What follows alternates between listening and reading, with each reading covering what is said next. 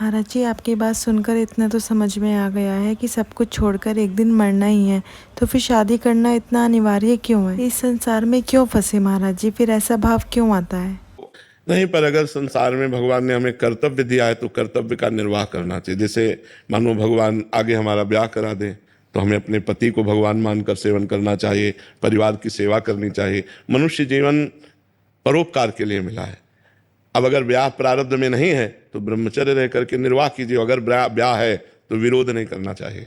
हमको गृहस्थी में जाकर के परिवार का पोषण करना चाहिए। अगर विवाह में नहीं जा रहे तो ब्रह्मचर्य में चलना है तो गुरुदेव कलयुग है, आप ऐसा मुझे मार्गदर्शन करें कि मैं इस रास्ते पे कैसे प्रबल रूप से चल पाऊं। हाँ, है कठिन पर असंभव नहीं है।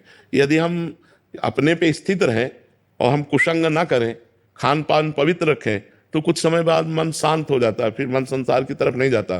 पर है कठिन, मतलब असंभव नहीं है पर सरल भी नहीं है। ब्रह्मचर्य रहना कोई सरल नहीं है, बहुत कठिन कार्य है। महीना 15 दिन, साल 6 महीना, इसके बाद जब मन अपना स्वरूप धारण करता है, भागता है संसार की तरफ। देखो, हम एक चीज बताएं आपको, हम सबके अंदर एक कमजोरी है, हमें कोई प्यार करे। आप सब कोई बताओ, सबके अंदर एक कमजोरी कि हमें कोई, चाहे बेटा ही प्यार करे, चाहे पत्नी प्यार करे, चाहे मतलब हमें कोई प्यार करे, पर यहां वो प्यार मिलता नहीं है। वो प्यार केवल भगवान से मिलता है, जो हम चाहते हैं कि निस्वार्थ कोई हमारा सहयोग करे और हमें प्यार करे। तो यहां सब स्वार्थ से प्यार करते हैं, कोई निस्वार्थ प्रेम करने वाला तो है नहीं, वो केवल परमात्मा ही है। और उनसे हमारा लगाव नहीं, भगवान से लगाव नहीं। और संसार में हम प्यार चाहते हैं तो धोखा मिलता है।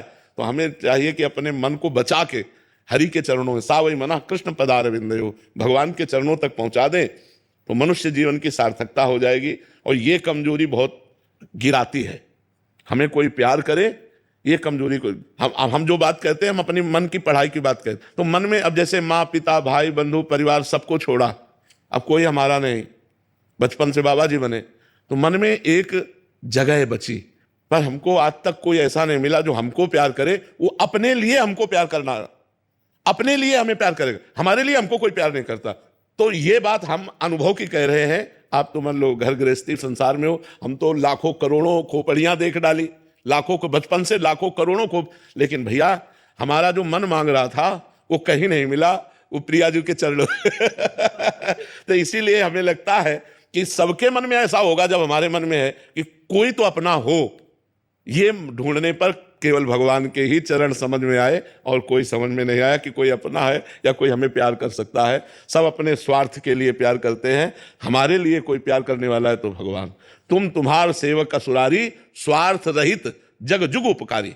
गोस्वामी जी ने लिखा है, स्वार्थ रहित जग, इस संसार में जुग माने दो, उपकारी उपकार करने वाले हैं कौन? तुम और तुम्हार सेवक असुरारी। भगवान और भगवान का प्रेमी भक्त, नहीं तो सुर नर मुनि सब ही की रीति स्वार्थ लाग कर। महाराज जी, ये बात आप ज्यादा अच्छे से अनुभव किए हैं महाराज जी, क्योंकि आप बचपन से अकेले रहे हैं महाराज जी। घर गृहस्थी वाले जो घर गृहस्थ में हैं महाराज जी, उनको तो लगता है मेरे पिता मेरे से बहुत प्यार करते हैं, मेरे बेटा मेरे से प्यार करता है, मेरी माँ बहुत, तो वो अनुभव ही नहीं हो पाता, जीवन निकल जाता है महाराज जी। और बाद में दुख पे दुख, दुख पे दुख, इतने झटके लग जाते हैं जब तक अनुभव होता है। तो आप जो अनुभव कर पा रहे हैं कि है ऐसा ही है महाराज जी, बट वो अनुभव की बात है महाराज जी। कबीरदास जी का जो है ना, मन भूला भूला फिरे जगत में कैसा नाता रे, मात कहे ये पुत्र मेरा हमारा, बहन कहे ये भीरा, हंस अकेला जाई, मन भूला भूला फिरे जगत। बिल्कुल बिल्कुल। जीवन का उद्देश्य सिर्फ शादी करना या संसार नहीं है। मरना तो सबको है, लेकिन भगवान का नाम जपते जपते जाना, यही जीवन की असली सफलता है। राधे राधे।